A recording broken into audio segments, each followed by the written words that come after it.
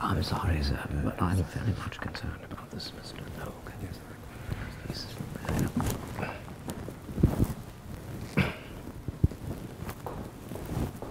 I didn't look at Can't believe I'm walking on Chaucer and Handel and Dickens. Everything all right? Well, let's get cracking.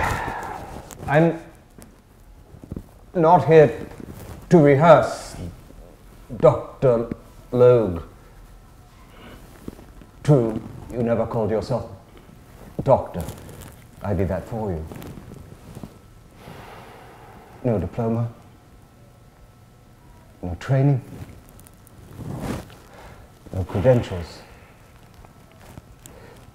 Just a lot of nerve. Ah, the Star Chamber Inquisition, is it? You asked for trust and total equality. Bertie, I heard you at Wembley. I was there. I heard you. You know, my son Laurie said, "Do you think you could help that poor man?" And I replied, "If I had a chance." What? As a failed actor? It's true, I'm not a doctor. And yes, I acted a bit. I recited in pubs. I taught elocution in schools. When the Great War came, our boys were pouring back from the front, shell-shocked, unable to speak. Someone said, "Lionel, you're rather good at all this speech stuff. Do you think you could help these poor buggers?" Well, I did muscle therapy, exercise, relaxation, but I knew I had to go deeper. I mean, these poor young blokes had cried out in fear, and no one was listening. My job was to give them faith in their voice, and to let them know a friend was listening. I must ring a few bells with you, Bertie. You give a very noble account of yourself. Huh? Make inquiries. It's all true. Inquiries have been made.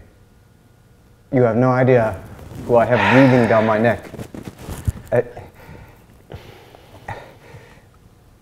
You have no idea.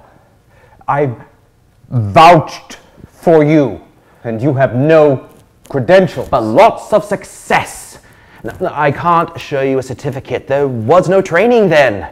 I mean, everything I know by experience. And that war was some experience. My plaque says L. Logue, speech defects. It's no doctor. No letters after my name. So, lock me in the tower. I would if I could. At what charge? Fraud. With war looming, you have saddled this nation with a voiceless king. Destroyed the happiness of my family, all for the sake of ensnaring a star patient. You knew you couldn't possibly assist. It'll be like Mad King George III. It'll be Mad King George the Stammerer, who let his people down so badly in their hour of need. Get up, you can't sit there. Why not? It's a chair. That is not. That is St. Edward's chair. People have carved their initials into it. That chair is the seat on which every king and queen... It's being held in place by a large rock. That is the stone of Scone. You are trivializing everything. I don't care. I don't care how many royal asses have sat in this chair. Listen to me. Listen to you, but what right? By divine right, if you must. I am your king. Oh, no, you're not. You told me so yourself. Said you didn't want it. Why should I waste my time listening to you? I have a right to be heard. Heard as what? As a man. As a man, I have a voice!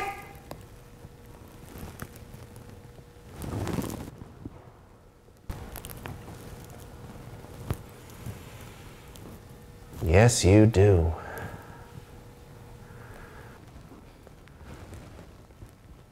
You have such perseverance, Bertie.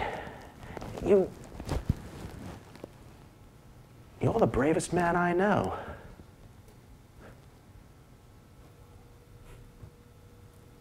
You'll make a bloody good king.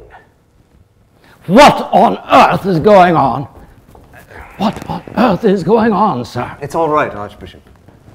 Mr. Logue, you should know that I have found a replacement English specialist with impeccable credentials. Hence, your services will no longer be required. I'm sorry. Your Majesty's function is to consult and be advised. You didn't consult, but you have just been advised. And now I advise you in this personal matter. I will make my own decision. My concern is for the head upon which I must place the crown. I appreciate that, Archbishop, but it's my head. Your humble servant.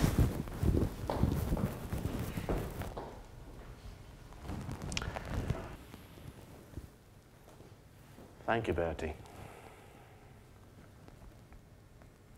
Well, shall we rehearse? Get up on your perch. Now, when you and Elizabeth enter through the west door, you'll be greeted with the hymn, "I was glad when they sang unto me." You won't actually be that glad because they sing it for a great long time. Then your friend the Archbishop will pounce up and say, "Is your Majesty willing to take the oath?" You say, I am willing. "Of course you are." I'll see what it sounds like from the cheap seat, so even your nanny can hear.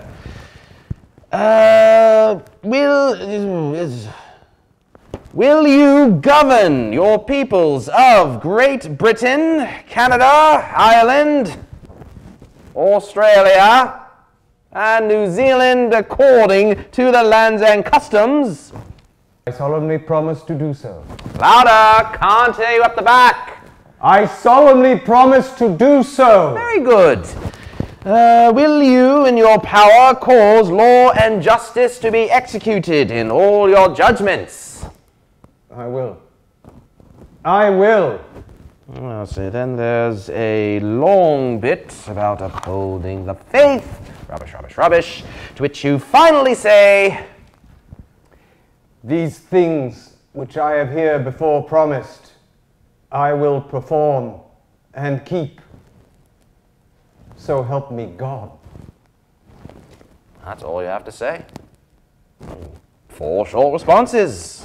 Kiss the books, sign the oath, there you are! You're the king.